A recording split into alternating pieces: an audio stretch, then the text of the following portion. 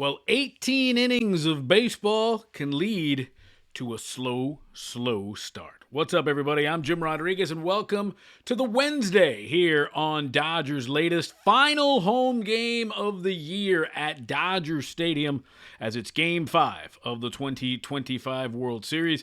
Blue Jays win last night 6-2, even up the series at 2 games apiece. And we are for sure going to have a 6th game and the 2025 World Series champion crowned in Canada. And of course, I want to thank you for all the support. You can always hit me up right there on Instagram and on X at JRodShow. And of course, love your support here on the YouTube channel. Hey man, just when the World Series is over doesn't mean we're done. We'll be going through winter meetings and rumors and free agencies all the way back into spring training again. So we're not going anywhere. So hit us up as always. Give me the 2 thumbs up, like, subscribe, share. Tell everyone you know, as we want to keep growing the community here on Dodgers Latest. And, of course, invite you always to be part of it and invite you to comment, as we will read everyone, we respond. We might even throw your name up here on the air. All right, so let's talk about what went down last night. It felt kind of like, not literally, but it felt like a hangover, right? I mean, I know I wasn't full of energy watching that game last night. Didn't get much sleep during the day. I can only imagine how the players felt. Dodgers lose 6-2. Shane Bieber pitched a gutty performance, 5 1/3, 4 hits, 1 earned run, 3 Ks and 3 walks as he outdueled Ohtani. And I guess for me, I always thought, when you lose a game like that, who's got the advantage the next day? And I always felt that it was the road team that had the advantage the next day. Obviously, when the Dodgers beat the Red Sox in that 18-inning game back in 18, the Red Sox won the next day. Now, history told us the Red Sox were just a better team than the Dodgers on the way to beating the Dodgers in the World Series. We don't know if the Blue Jays are better than the Dodgers yet. Time will tell. But I just feel like, when you're on the road, you're in the same hotel, you're on the buses, you're in that little group, and I know families come along for the playoffs, road trips and stuff, but you're just in a group, as opposed to when you're at home, you're happy and everyone goes their own ways to their own houses, back to their own daily grind of, school the next day and everything like that. It seems like when you're on the road, you're more like in a bubble, so to speak. And I think you have an advantage if you've got the right mindset, the right set of players. And for the Blue Jays, that was, they had 49 come from behind wins during the regular season. That tied with the Dodgers for the most. And 43 of those come from behind victories were when they were trailing, and meaning when they gave up the first run of the game. And the Blue Jays have given up. The Dodgers have scored first in every game of this World Series. So 43 times when the opponent has scored first during the regular season, the Blue Jays came back to win the game, and they had 49 come from behind wins at all. So this is a team that seemingly is unshakable. Obviously, no George Springer. There was a hinting that he may play tonight. I don't know if he'll play tonight. I think we'll for sure see him on Friday in Toronto. But a gutty performance by Bieber, a gutty performance by that bullpen, right? 3 2/3, 2 hits, 4 strikeouts, no runs. 1 run as the Dodgers fell to the Blue Jays 6-2, and again, I just feel like the Dodgers were kind of going through the mud, right? Kind of trying to swing a bat underwater. They just didn't look right, and maybe that's a hangover from a game before. I don't want to take anything away from the Blue Jays, who pitched and batted great. Vladimir Guerrero, man, 419 during the postseason, over 350 in the World Series. Had a homer, a couple of RBIs, scored a couple times last night. Got the Blue Jays on the board with a 2-run homer off Ohtani when they were trailing. But just felt like the Dodgers just almost. This one's a tough one to lose, I think, for the Dodgers, because not only did they have the lead, they just didn't seem to play right. Again, maybe it was the 18 innings, and you got to wonder how it affected Ohtani. Still a gutsy performance. 93 pitches, 6 innings, 4 runs, 6 hits, 6 strikeouts. But he was cramping at the end of the 18-inning game. And you got to wonder how much that affected him. And at the bat, he was non-existent, 0 for 3 with 2 strikeouts. He did have a walk. So series is now best of 3. last game at Dodger Stadium tonight, and the Dodgers will head over to Canada. They'll fly over there on Thursday, tomorrow, and then open up Game 6 on Friday. So let's get into some of the other things that I think concern me a little bit is Mookie Betts. Mookie Betts, three-time world champion. He's got the most World Series rings of any active player, trying to win his fourth. But boy, has he been a non-factor in this World Series. And I know it's been a tough year for him. We got sick at the beginning of the year, lost his stepdad. But with all the walks that they've been giving to Ohtani, then Ohtani, Betts has been the next batter. To only be hitting a $130, a $158 in the World Series, it's 3 for 19. Look at that on base percentage, 27%.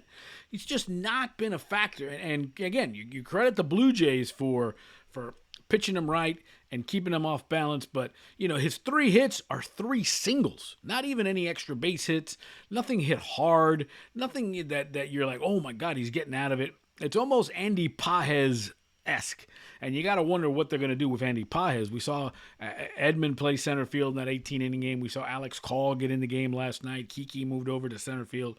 But Mookie really concerns me because I've said this from the beginning, and I say this now. Dodgers don't win a World Series without Mookie Betts, and I still say that now. I'm not trying to put all the pressure on him because he's got teammates, but he is such a valuable contributor, and I know he has been contributing at shortstops. Made some great plays, turning double plays, and being a pivot man at second base in his shortstop role has really turned into a Gold Glove shortstop. But at this point, the Dodgers don't need an all-glove, no-bat shortstop in the lineup. They need Mookie Betts, and so that $158 batting average is concerning. It's really concerning. All singles, again, nothing of note, nothing that scares you. And then with Ohtani getting all those walks, and if we're in a position tonight where there's any threat from Ohtani, they're going to walk him. I think Mookie Betts lashing one off the wall or hitting a home run or getting a big hit, I think will end that. But as of right now, he is a bit of a hole in that lineup hitting behind Shohei Ohtani. So Game 5 tonight is a rematch of Game 1. It's Trey Yesavage and Blake Snell. Both pitchers weren't around very long. Yesavage, obviously, we talked about it, 23-year-old rookie who started an A-ball this year. All of a sudden finds himself pitching in a World Series, pitched a great Game 6 for the Blue Jays to get them to Game 7 in the League Championship Series. 4 innings, 2 runs, 5 Ks, 4 hits, 80 pitches, and 3 walks in Game 1. Had a no decision. And he draws Blake Snell, who arguably had his worst start of the postseason. 5 innings, 5 earned runs, 3 walks, 8 hits, 4 strikeouts, 100 pitches. It snapped a winning streak. He had won 5 straight postseason games, and he had a 14-inning consecutive scoreless streak that blew up on him. He was 3-0 with an ERA of 0.86 in the playoffs. That has now changed. He's now still pretty good ERA of just a tick under a 2.5. So.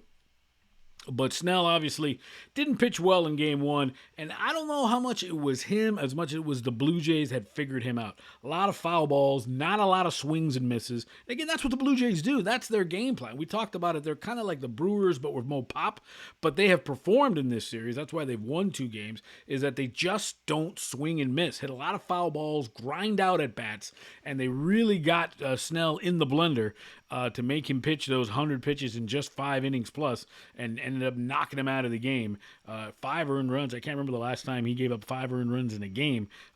He had been pitching so well. So it'll be curious to see now that it's the second time around, both how the Dodgers adjust to Yesavage now that they've seen him, and how the Blue Jays adjust to Blake Snell. They had success against him. How Blake will come back around, especially because that little Bugs Bunny changeup that really had the Brewers off balance in the LCS, as well as, the Phillies, and the Reds, how that sort of will affect him moving forward, and if the Blue Jays will chase. The Blue Jays seem like a team that they're just unflappable, man. Nothing bothers them. They don't mind getting behind, and they find ways to win. And I was so impressed by their performance last night. You know, a lot of teams would have folded after that 18-inning game, after that loss. But again, I still say this: you play on the road, and you're in that group, you're in that environment, you're with your teammates. I think that's a hell of a way to be, especially after a tough loss. Would love to hear your thoughts here on Dodgers Latest in the comment section. Let us know what you think about that. Well, so we move over to Game 5 tonight. Snell and Savage. Always the questions, what are we going to do about Andy Pages? Is he going to be back in the lineup? Hitting 080. 080. My goodness, you know, Joe Garagiola of the old school days used to call it a bingo hitter. 080. Just not even doing much, just hitting lazy fly balls and very pull happy. Will he continue to be in the lineup batting ninth? Do you bring Alex Call in there? You know, the problem is with Pages is that you get great defense. It's kind of like what you get with Mookie Betts. I'm not comparing the two, but both are struggling, and you're certainly not going to take Mookie Betts out because of the potential and what he brings at shortstop. And that's what Andy Pages is right now. Nothing but potential. Nothing has been delivered yet. So we know there will be a Game 6 in Toronto. That will be a possible clinching situation for both teams, and we know Yoshinobu Yamamoto will be on the mound for the Dodgers. Obviously, you know, he was on the mound. He was in the bullpen warming up when Freddie Freeman hit that home run in the 18th inning. The great celebration with Ohtani and Sasaki coming out of the bullpen down in the right field corner. Yamamoto, absolutely brilliant. Complete game victory in Game 2 in Toronto. So the big lights, the road, that doesn't faze him at all. I think the Dodgers have an ace in their hand right now. You want to win tonight because that way you hand the ball to your ace for Game 6 and Game 7. No real advantage there. Everybody's in play. You know, we'll see if it's Scherzer, if there is a Game 7 for the, it'll be Gossman. It'll be Gossman and Yamamoto in Game 6. If there's a Game 7, we'll see if we see Scherzer again, and we'll see who the Dodgers come back with if it's Glasnow on the road again. So, but Game 7, that's a Johnny Holstaff situation. We're getting way ahead of ourselves. Dodgers got to win tonight. They got to get on the kid, take advantage of him, because what the Blue Jays have done is what the Dodgers kind of used to do. They used to grind out at bats, but when you watch the game tonight, check out how many foul balls the Blue Jays hit and how many swings and misses. Because, you know, there's an old saying in baseball that says, the hitter will tell you how good the stuff is of the pitcher. So if you see a lot of foul balls, not a lot of whiffs, not a lot of swings and misses, you know it could be a short night for both Savage and Blake Snell. So it'll be another interesting game. Should be a high-energy atmosphere at Dodger Stadium. Last game of 2025. Game 6 will be in Toronto. Game 7 will be in Toronto if necessary, as the Dodgers try to win another championship on the road. Remember last year they won the World Series on the road at Yankee Stadium. All right, 8 Eastern, 5 Pacific tonight, off day tomorrow, and then off to Toronto for a Friday date with the Blue Jays in Game 6. All right, getting excited, got our rest, got our proper night's sleep. I think most of us passed out last night, not enough sleep after that 18-inning game, but we're ready to go. Hit me up, of course, X and on Instagram at JRodShow. Love your comments as we move forward, as the Dodgers try to take control of this series and head over to Canada. I'm Jim Rodriguez, and remember, it's always time for Dodger baseball.